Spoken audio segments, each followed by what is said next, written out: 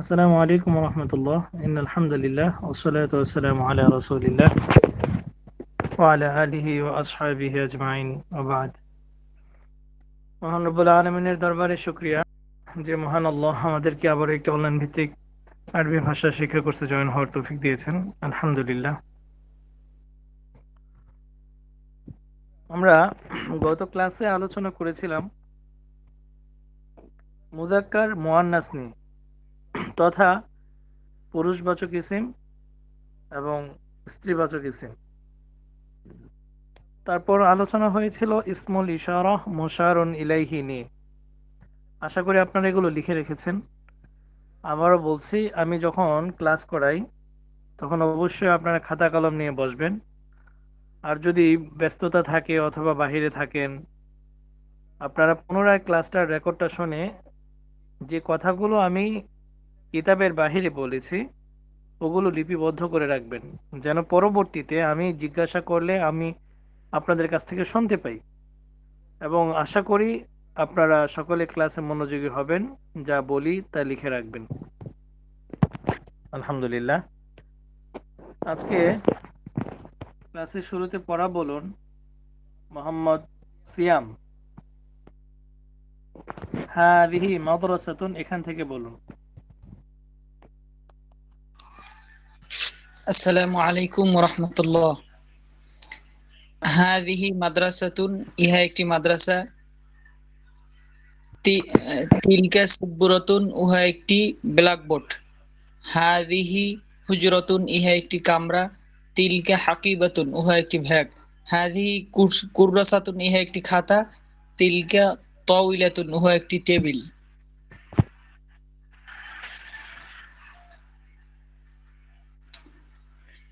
হাযিহি মিসতারাতুন, ইহা একটি রুলার। হাযিহি হাযিহি সুবরাতুন, ইহা একটি ব্ল্যাকবোর্ড। সাব্বুর, সাব্বুরাতুন, ইহা একটি ব্ল্যাকবোর্ড। ধন্যবাদ। তিলকা মাহবুব, আপনি তিলকা নাফিজাতুন, এখান থেকে বলুন। আসসালামু আলাইকুম। বিসমিল্লাহির রহমানির রহিম। তিলকা নাফিজাতুন, ওইটা একটি জানালা। হাজিহি তলিলাতি, ইহা একটি টেবিল। তাবিলাতুন, তইলাতুন, ইহা একটি টেবিল। তিলকা মুস্তারাতুন, উহা একটি রুলার। শব্দটা তিলকা মিশ্র। হ্যাঁ, মিস্তরাতুন, মিস্তরাতুন। তিলকা কুররাসাতুন, উহা একটি খাতা। হাজিহি হাকিবাতুন, ইহা একটি ব্যাগ। ঠিক আছে, ধন্যবাদ। তারপরে বলুন মোহাম্মদ শাফিউল, আপনি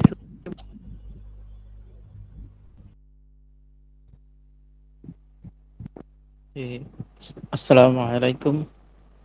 বিসমিল্লাহির রহমানির রহিম। হাযিহি মাদ্রাসাতুন, ইহা একটি মাদ্রাসা। তিলকা সাব্বুরাতুন, ওইটা একটি ব্ল্যাকবোর্ড। হাযিহি হুজরাতুন, এটা একটি কামরা। তিলকা হাকিবাতুন, ওইটি একটি ব্যাগ। হাযিহি কুররাসাতুন, এটি একটি খাতা। তিলকা তাওইলাতুন, ওইটি একটি টেবিল। হাযিহি মিসতারাতুন, এটি একটি রুলার। হাযিহি সাব্বুরাতুন। তানভীর, তানভীর কি গত ক্লাসে ছিলেন? না, আমি গত ক্লাসে ছিলাম না, আজকে প্রথম ক্লাসে আর কি। ইনশাল্লাহ আগামী ক্লাস থেকে পার্টিসিপেট করব। আজকে আমাদের ক্লাসে নতুন, জি জি। পরিচয়টা দিন তাহলে। আমার নাম হচ্ছে এবিএম তানভীর ইসলাম। আমি হচ্ছে বিজনেস করি আর কি, মূলত ম্যান পাওয়ার বিজনেসের সাথে সম্পৃক্ত। বাড়ি কোথায়? আমার গ্রামের বাড়ি হচ্ছে বরগুনা। মাশাআল্লাহ, অনেক দূর। জি, বাট আমি থাকি এখন ঢাকায় আর কি। মাশাআল্লাহ, ঠিক আছে। জি, ধন্যবাদ। সবসময় এদিকে লক্ষ্য রাখবেন। তারপরে আছে জাহিদুল, আপনিও কি আজকে নতুন? জাহিদুল,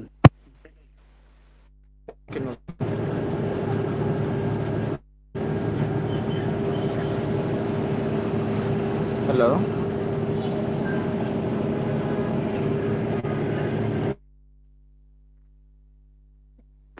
জাহিদুলের ব্যাকগ্রাউন্ড সাউন্ড খুবই কড়া, বাহিরে আছেন মনে হয়। আচ্ছা ঠিক আছে, বুঝে নিলাম।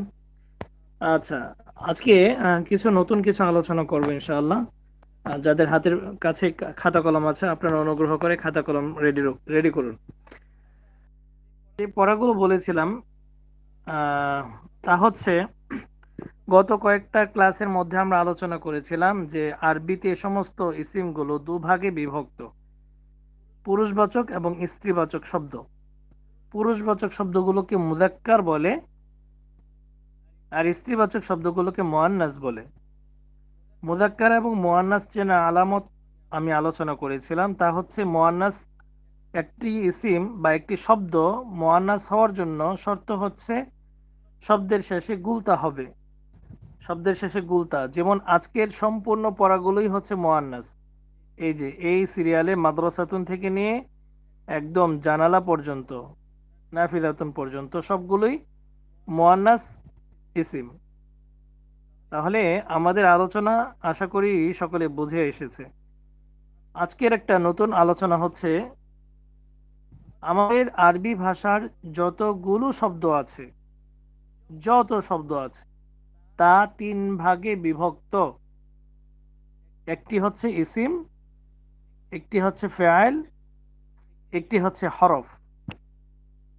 আরবিতে যত শব্দ আছে তা 3 ভাগে বিভক্ত, ইসিম, ফেআইল, হরফ। হয় সেটা ইসিম হবে, নয় সেটা ফেআইল হবে, নয় সেটা হরফ হবে। চাইলে এগুলো লিখে নিতে পারেন, অবশ্যই লিখতে হবে, চাইলে না, অবশ্যই লিখতে হবে এগুলো। তো ইসিম কাকে বলে চলুন আমরা আলোচনা করি। ইসিম ওই শব্দকে বলে যা নিজের অর্থ নিজে প্রকাশে স্বনির্ভর এবং তাতে 3 কালের কোনো কাল প্রকাশ পায় না। আবার বলছি, ইসিম ওই শব্দকে বলে যা নিজের অর্থ নিজে প্রকাশ করতে স্বনির্ভর এবং তাতে 3 কালের কোনো কাল প্রকাশ পায় না। 3 কাল বলতে আপনারা নিশ্চয়ই বুঝতে পারছেন, এখানে সবাই ম্যাচিউরড মাশাআল্লাহ, আশা করি সকলেই শিক্ষিত। তারপর আমি বলে দিচ্ছি, 3 কাল বলতে অতীত, বর্তমান, ভবিষ্যৎ। তো যেমন যেমন আমরা এই ইতিপূর্বে যতগুলো শব্দ পড়েছি সবগুলোই ইসিমের অন্তর্ভুক্ত। যেমন কিতাবুন একটি বই, কিতাবুন দ্বারা একটি বই বোঝাতে চাচ্ছে, এবং আমরা দেখতে পাচ্ছি যে এই কিতাবুনের মধ্যে কোনো কালের অর্থ প্রকাশ পাচ্ছে না, এবং তার মাঝে কি কোনো কালের অর্থ প্রকাশ পাচ্ছে না। এবার চলুন আমরা ফেয়াল কাকে বলে আলোচনা করি। ফেয়াল ওই শব্দকে বলে যা একই রকম নিজের অর্থ নিজে প্রকাশে স্বনির্ভর, তবে তার মাঝে 3 কালের কোনো একটি কাল প্রকাশ পাবে। তার মানে ইসিম এবং ফেয়ালের মধ্যে পার্থক্য হচ্ছে, ইসিম এর মাঝে কালের অর্থ প্রকাশ পায় না, ফেয়াল এর মাঝে কালের অর্থ প্রকাশ পায়। এবার বাকি রইল হরফ। হরফ কাকে বলে?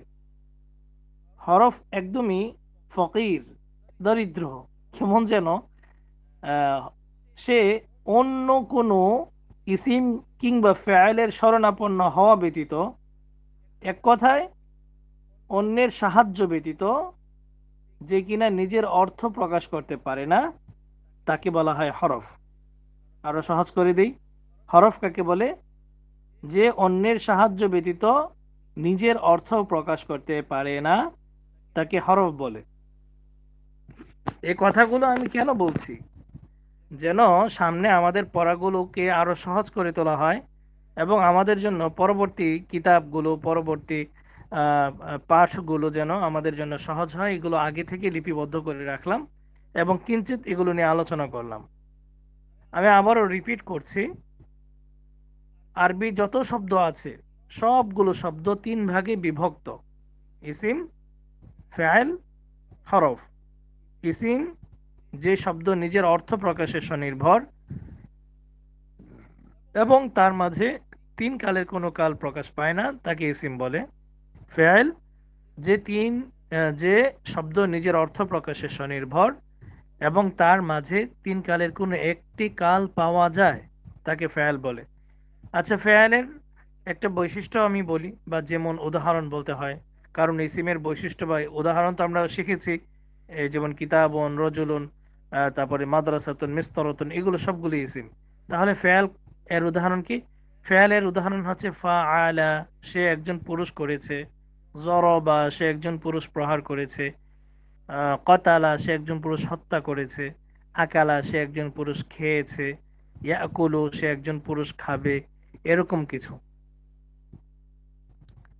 আচ্ছা, আর হরফ যে অন্যের সাহায্য ব্যতীত নিজের অর্থ প্রকাশ করতে সক্ষম নয় তাকে হরফ বলে। হরফ এর উদাহরণ ফি, ইলা, আলা মানে মাঝে, মধ্যে, দিকে, এরকম বাচক। তো কোন দিকে? অন্তত মাদ্রাসার দিকে, বাড়ির দিকে, বাজারের দিকে, এরকম কোন একটা শব্দ আসলে তখন এই দিকের অর্থটা পরিপূর্ণতা লাভ করে, নচেত এটা বুঝেই যায় না কি বলতে চাচ্ছে সেখানে। আচ্ছা, গেল এই কথাগুলো। এবার আমরা আবার ফিরে আসি কিতাবের দিকে। তাহলে আমরা এখন যা পড়ছি প্রতিদিন শব্দার্থ এবং শব্দে শব্দে যে কথাগুলো আমরা পড়ছি, এগুলো সবগুলোই আমরা যদি চিন্তা করি তাহলে দেখব এগুলো সবগুলো ইসিমের অন্তর্ভুক্ত, কারণ এগুলো একটাও কালের অর্থ দিচ্ছে না। যেমন আমরা পড়েছি হাযিহি মাদ্রাসাতুন, ইহা একটি মাদ্রাসা, ইহা একটি মাদ্রাসা। তো আমরা এটা কোনো কালের অর্থ খুঁজে পাচ্ছি না, যেমন ছিল, আছে, থাকবে, এরকম কিছু আমরা খুঁজে পাচ্ছি না। তাহলে ইসিম গুলো আমরা এখন এই প্রথম যে বেঁচে আছে বা প্রথম যে আমাদের কোর্স, এই কোর্সটা সম্পূর্ণ ইসিমের উপর ডিপেন্ডেন্ট। এবার আসি ইসিমের একটা বৈশিষ্ট্যের কথা বলি। সমস্ত ইসিম স্বাভাবিকভাবে সর্বদা প্রাথমিক পর্যায়ে তার শেষে 2 পেশ গ্রহণ করে থাকবে। আপনারা ইতিপূর্বে যতগুলো ইসিম শব্দার্থ আপনারা পড়েছেন, আপনারা নিশ্চয়ই এই জিনিসটা লক্ষ্য করেছেন যে সবগুলো শব্দার্থের শেষে, মানে শব্দের শেষে 2 পেশ আছে। কিতাবুন, কলামুন, জিদারুন, বাইতুন, বাবুন, মাদ্রাসাতুন, মিস্তরাতুন, কুররাসাতুন, হুজরাতুন, গুরফাতুন, সাব্বরাতুন, হাকিবাতুন। এই সবগুলো কি আপনারা নিশ্চয়ই বুঝতে পারছেন, সবগুলো শেষে 2 পেশ রয়েছে। তার মানে আমরা জানলাম যে ইসিম এর বৈশিষ্ট্য হচ্ছে তার শেষে সর্বদা 2 পেশ হবে, যদি না কোনো নিয়ম কারণ তার মধ্যে ফিট না খায়। যদি কোনো কায়দা, কোনো নিয়ম সামনে আসে তখন এটা জবরজের পেশের সাথে একটু এদিক সেদিক হবে, কিন্তু স্বাভাবিকভাবে এককভাবে যদি এটা বসে যায় বা ব্যবহার করি আমরা, তখন আমরা এর শেষে 2 পেশ বলে থাকবো, 2 পেশ গ্রহণ করব। আচ্ছা, আশা করি এতটুকু তো বুঝছেন।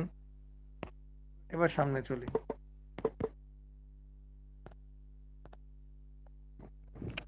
আজকের পড়া একটু লক্ষ্য করুন। আজকের পড়া হচ্ছে আরো কিছু শব্দার্থ রয়েছে। কুফলুন একটি তালা, মিফতাহুন একটি চাবি, সুন্দুকুন একটি বাক্স, সাআতুন একটি ঘড়ি, মিজল্লাতুন একটি ছাতা, নাজ্জারাতুন একটি চশমা, সাইয়ারাতুন একটি কার। এই কার মানে হচ্ছে গাড়ি আর কি, গাড়ি গাড়ি, এটা ইংরেজিতে ব্যবহার করে ফেলেছে এখানে। দাররাজাতুন একটি সাইকেল। তাহলে আমরা শব্দার্থ আবারও বলছি। কুফলুন একটি তালা, মিফতাহুন একটি চাবি, সুন্দুকুন একটি বাক্স, সাআতুন একটি ঘড়ি, মিজল্লাতুন একটি ছাতা, নাজ্জারাতুন একটি চশমা, সাইয়ারাতুন একটি কার, দাররাজাতুন একটি সাইকেল। আচ্ছা, গেল এই কথাগুলো। এবার আসি আমরা নিচের দিকে। নিচে একটা টেবিলে আমরা দেখতে পাচ্ছি মা হাদা, মা হাদিহি, মা যালিকা, মা তিলকা। আমরা যদি মাকে অন্তত বন্ধ করে বাকিগুলো দেখি তাহলে আমরা দেখব যেগুলো আমরা পড়েছি, হাদা হাদিহি যালিকা তিলকা, মনে পড়ে এগুলো? আমরা এগুলো পড়েছিলাম। তাহলে এখানে আমরা দেখতে পাচ্ছি শুধু মা, মিম আলিফ জবর মা। এখানে যদিও কোনো জবর দেয়নি, আমি এটা প্রথম ক্লাসে বলেছিলাম যে জবর জের ছাড়া এটাকে আমরা কিভাবে পড়ব। আমি এটার একটা নিয়ম বলেছিলাম, আপনাদের কারো মনে আছে? দেখি তো, হাত তোলেন তো দেখি। এটা মিম আলিফ জবর মা কেন বললাম আমি, কারো মনে আছে? মিমের নিচে জের কেন দিলাম না, পেশ কেন দিলাম না? আচ্ছা ঠিক আছে, এটা এজন্য যে এখানে একটা আলিফ আছে, মিমের পরে একটি আলিফ আছে, আর আমরা জানি আলিফের পূর্বে সর্বদা এক জবর হবে। আলিফ তার পূর্বের হরফে সর্বদা এক জবর তালাশ করে চায়, এটা তার দাবি। আমরা ইতিপূর্বে যতগুলো পড়েছি, যখন এখানে দেখুন সাইয়ারাতুন, ইয়ার পরে একটা আলিফ আছে, তার মানে আলিফটা চাচ্ছে তার পূর্বে একটা কি হোক, জবর হোক। দাররাজাতুন, এখানেও দেখুন একটি এই আলিফ আছে, তার পূর্বে জবর আছে। নাজ্জারাতুন, এখানে আলিফ আছে, তার পূর্বে জবর আছে। সাআতুন, আলিফ আছে, তার পূর্বে জবর আছে। মিফতাহুন, এখানে আলিফ আছে, তার পূর্বে একটি জবর আছে। তার মানে যদি আলিফের পূর্বের হরফে হরকত নাও দেয়া হয়, তবে আমরা বুঝে নিতে পারবো যে আলিফ আছে যেহেতু তার পূর্বের হরফে একটি জবরই হবে। তাহলে মা, মিম আলিফ জবর মা। তাহলে আমরা আস্তে আস্তে ইনশাআল্লাহ এগুলো শিখতে পারছি যে জবর জের পেশ ছাড়াও আমরা পড়তে পারবো। কিছু নিয়ম কারণ আমরা জানলেই জবর জের পেশ ছাড়া আমরা পড়তে পারবো ইনশাআল্লাহ। এই জন্য আমাদের প্রতিদিন ক্লাসে নিয়মিত থাকা লাগবে, এবং কোনো কিছু না বুঝলে আমাকে প্রশ্ন করতে পারেন, আমরা ইনশাআল্লাহ এগুলো প্রশ্ন উত্তর পর্বগুলো আমরা বুঝিয়ে দিব ইনশাআল্লাহ। তো বলছিলাম মা হাদা মা হাদিহি, তার মানে মা এখানে অতিরিক্ত, তার মানে মা অতিরিক্ত যেহেতু এসেছে, তাহলে আমরা এখানে একটু বাংলার দিকে তাকাই। ইহা, এটি, এটা যেহেতু পড়েছি, তার মানে বাকি রইল কি, এখানে ক দীর্ঘিকার কি, ক দীর্ঘিকার কি। আমরা এখানে সবাই শিক্ষিত আশা করি। ক রসিকার কি এবং ক দীর্ঘিকার কি এর মধ্যে পার্থক্য আছে, তাই না? যেমন আমি প্রশ্ন করলাম, তুমি কি খেয়েছ? তুমি কি খেয়েছ? সে উত্তর দিল হ্যাঁ। তখন আমি বললাম তুমি কি খেয়েছ? তখন তার উত্তরটা শুধু হ্যাঁ বললে হবে না। তার মানে আমরা জানি, এতটুকু ছোট্ট করে যদি আমরা বলি যে ক দীর্ঘইকার কি দিয়ে যে প্রশ্নটা করা হয়, তার উত্তরে হ্যাঁ অথবা না দ্বারা উত্তর দেওয়া সম্ভব না। আবারও বলছি, ক দীর্ঘিকার কি দিয়ে যে প্রশ্নটি করা হয়, তার উত্তরে কেবল হ্যাঁ অথবা না বললে উত্তর যথার্থ হবে না। যেমন আবারও বলছি, তুমি কি খেয়েছো? তুমি কি বলছো?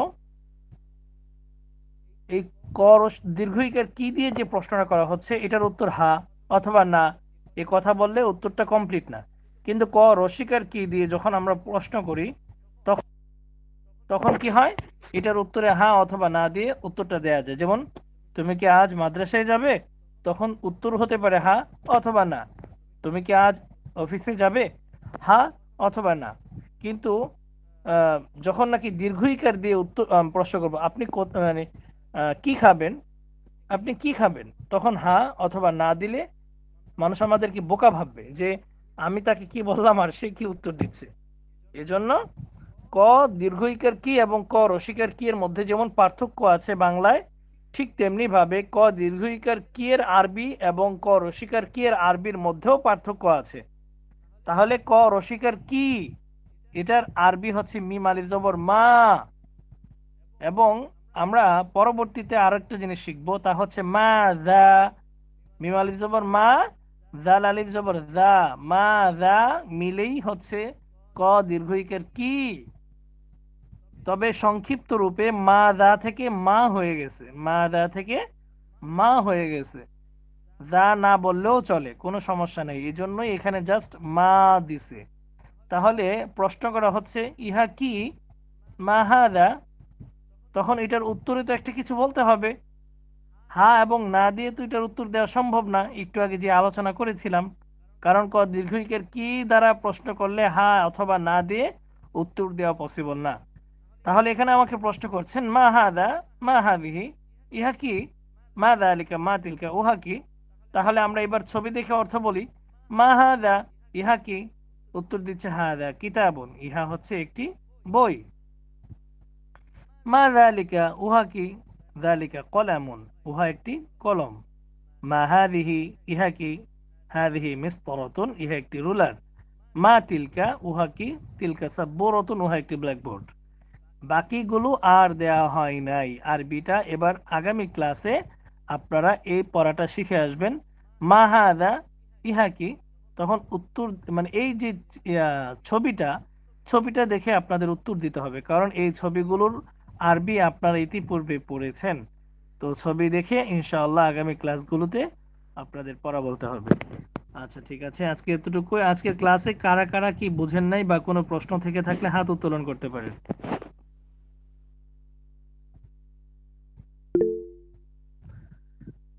আল্লাহ, মোহাম্মদ সাইফুল কবির, আপনি বলুন। আসসালামু আলাইকুম। এখানে সব বস্তুবাচক জিনিস দিয়েছে। ব্যক্তির ক্ষেত্রে মা বা মানে কোন ওয়ার্ডটা হবে, ধরেন ইনি কে বা উনি কি, এটা কিভাবে হবে? এটা কি আমরা পরে শিখবো না? বস্তুর ক্ষেত্রে যালিকা, হাদা, হাদিহি, যালিকা, এগুলো বস্তুর ক্ষেত্রে। আর ব্যক্তির ক্ষেত্রে হবে হচ্ছে হুয়া, হিয়া, এরকম কিছু। সামনে ইনশাআল্লাহ এগুলো আসবে। হ্যাঁ আচ্ছা, ঠিক আছে। আর কারো কোনো প্রশ্ন? আচ্ছা ঠিক আছে, মাশাআল্লাহ, আপনারা লিভ নিতে পারেন। আর হ্যাঁ, আরেকটা কথা, সকলের সাথে একটা পরামর্শ, যেহেতু এখন সবাই আছেন অনেকেই মাশাআল্লাহ। পরামর্শটা হচ্ছে, আমরা কি 9:30 থেকে ক্লাস করলে কারো কোনো সমস্যা হবে, নাকি এটা লেট করে 10টার মধ্যে দিতে হবে, বা 10টায় দিলে ভালো হয়? আপনারা এক একজনকে আমি প্রশ্ন করি। হ্যাঁ সাইফুল, আপনি বলুন। আহ, বৃহস্পতিবারটা একটু সমস্যা হয়, এমনি বাকি দিন অত বেশি সমস্যা হয় না। আমি তানভীর, তো অফিস থেকে মানে ইয়ে করে গাড়ি করে আসি, তো তো জ্যাম থাকে বৃহস্পতিবারটা বেশি, আর অন্য দিন সমস্যা হয় না। তানভীর আপনি কি বলুন, বলেন। আমার কোনো সমস্যা নেই, আমি ইনশাল্লাহ কমফোর্টেবল। মাহবুব আপনি কি বলেন? জি, আমার জন্য 9:30টাই ঠিক আছে। 9:30টাই ঠিক আছে। আচ্ছা মাশাআল্লাহ। এমডি সিয়াম আপনি বলুন। উস্তাদ জি 9:30টাই ঠিক আছে।